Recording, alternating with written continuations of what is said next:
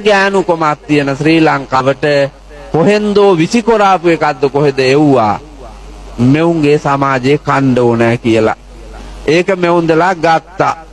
අරගෙන ඒකේ යන්නෙත් පුතා කොටම කොට සායක් ඇඳගෙන අර බයික් එක පදිනවනේ ලැජ්ජා නැතු. නීචම නීචයි පුතා. නීචම නීචයි. ඔයාලට තේරෙන්නේ නැද්ද ඇහෙන්නේ නැද්ද මන්දා සමාජයේ කියන කතා. සමාජයේ කියන කතා හාඳුරු කෙනෙක් හැටියට මට ඇහෙන තරමට සාමාන්‍යයෙන් රස්තියාදුකාර පරිසරයේ පදික වේදිකාවේ මේ මම්මාවත්වල මිනිස් සමාජයේ කොච්චර කෙලසීමට අගෞරවයට පාත්‍ර කරනව ඇද්ද? අපේ තියෙන උඩඟුකම හින්දා පුතා ඔක වෙන්නේ. අර මහා ෆෝන් එක මොකටද පුතා? දැන් අපිව ගොඩනගන කාලේ අපේ ගෙවල් වල ජංගම දුරකථනත් නැහැ. ඔය තියෙන ලෑන්ඩ් ෆෝන් ඒවත් නැහැ.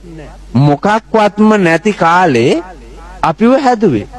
හැබැයි එතකොටත් අධ්‍යාපනය දීලා දිසාපති කාර්යාලවල සබඳතා ගොඩනගාගෙන පින්නතුනි කරන්න පුළුවන් වැඩ කොටස කරලා අපි හිඟන්නෝ නොකොට මන්ද බුද්ධිකයෝ නොකොට ලෝකයේ වන්දනීය මිනිස්සු කරන්න අරන් ආවනේ.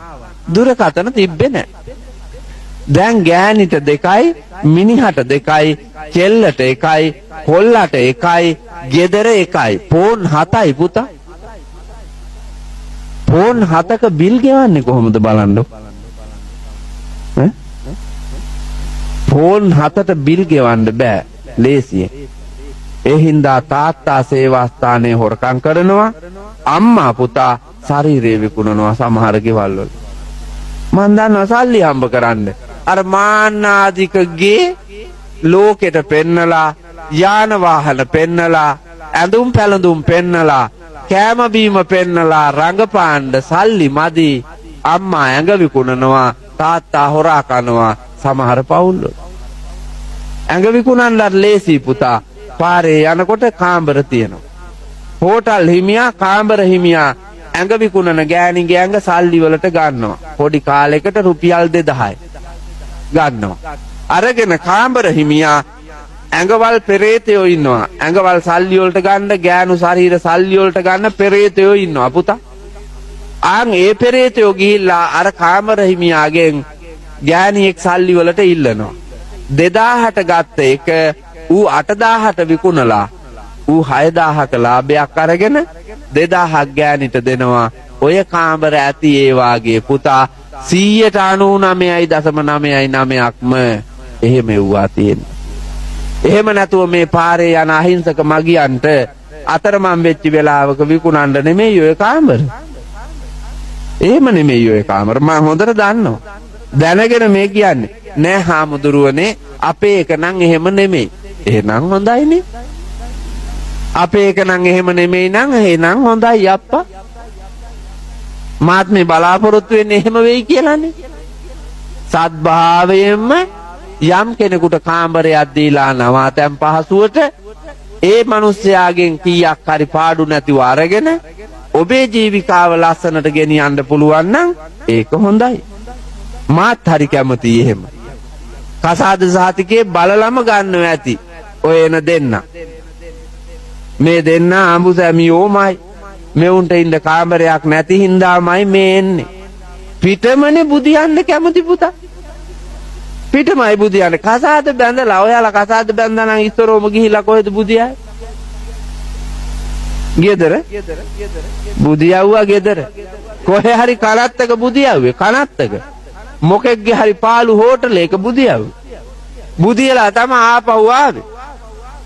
යනකොට ලා පැහැති ඇඳුමක් ඇඳන් ගියා. රෝස පාටට කහ පාටට දම් පැහැයට හුරු එනකොට සීරියකා වාගේ රතු පාට එකක් ඇඳගෙන එනවා. ඒ එන්නේ පුතා දෙවෙනි ගමනලු මේ එන්නේ. පළවෙනි එක නෙවෙයි. දෙවෙනි එක කමුරාපියව වඩේ.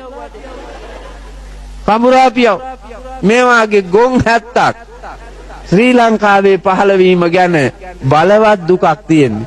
සිංහල දේශයේ සම්බුදු දහම පවතින රටේ මෙහෙම මෝඩ ජාතියක්.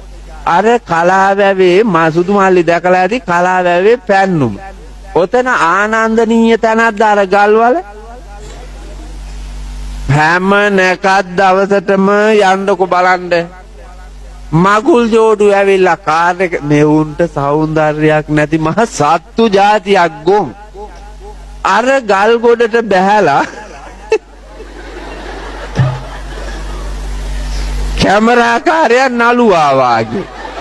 කැමරාකාරයා නළුවා වාගේ මනමාලිව ඒක අල්ලලා නමනවා එක පැත්තකට ඒකී ඇලවෙලා ඉන්නවා මනමාලයව ගෙනල්ලා අනිත් පැත්තෙන් නමනවා මේකී පැත්තට ඒකත් නැමිලා මේකා දන ගන්නවා හිට ගන්නවා පුදුම යුද්ධයක් පුතා උගේ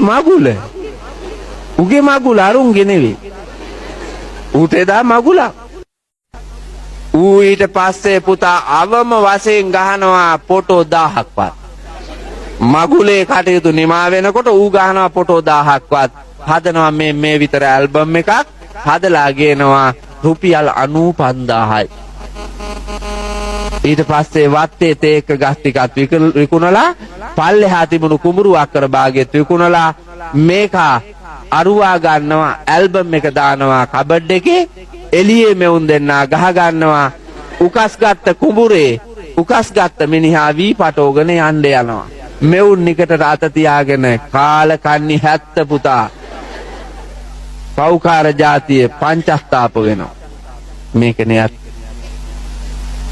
මගුල් ගෙදර තිබ්බේ පුතා උඩඟු කොමට මිසක් ජීවත් වෙන්න හිතාගෙන නෙමෙයි සතුට සැනසීම ප්‍රීතිය පතා නෙමෙයි සෞභාග්‍ය කරා යන ගමනක් නෙමෙයි මගුලේ තියෙන කැත ගතිය මනමාලයට ලෑස්ති වෙන්න එච්චර වෙලා යන්නේ නැහැ පුතා ඌ මම වරු පිරිතට ගිහිල්ලා ගෙදර වැඩ ටික සකසුරුවන් අනේ ස්වාමීන් වහන්සේ චුට්ටක් ඉන්න කියලා දුවගෙන ගිහිල්ලා ලිඳ ගාවට මූණකට හොදාගෙන ගේ ඇතුළට ඇවිල්ලා මේක දඩිබිඩි ගහලා ෂර්ට් එක දාගත්තා කලිසම ඇඳගත්තා කෝට් බෑයක් දාගත්තා අපේ හඳුන්නේ හරි කියලා ඇවිල්ලා දැන් සෙත් පිරිත් කියන්න ඉඳගත්තා සෙත් පිරිත් කිව්වා අප්පච්චි වෙලාව හරි කියලා කිව්වා විනාඩි 20ක් යන්න ඇති පුතා මනමාලට ලෑස්ති වෙලා සෙත් පිරිත් කියලා ඔක්කොම කරලා ලෑස්ති වුණා ඌ අප්පච්චි හරි කියලාත් කිව්වා මනමාලි